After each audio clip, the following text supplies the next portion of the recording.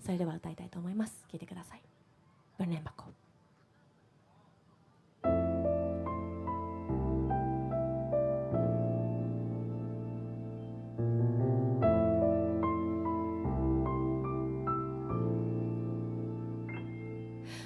静かな部屋にそっとただいまって独り言をあなたが残したマグカップも泣きそうな顔してどれもこれも思い出すのあなたの分蓮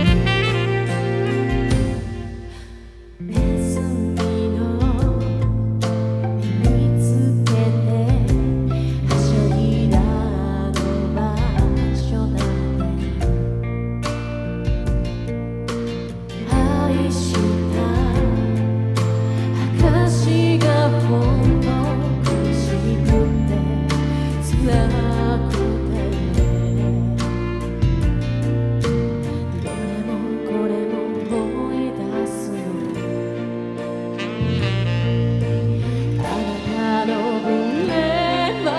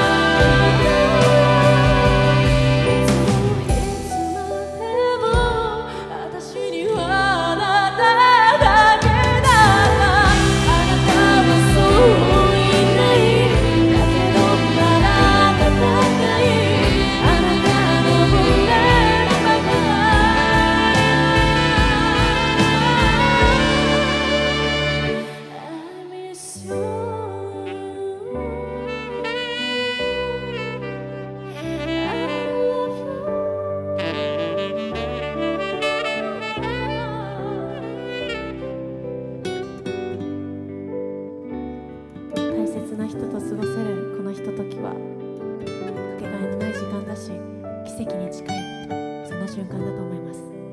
これからも皆さんとその大切な人が幸せであり続けますように。分蓮箱。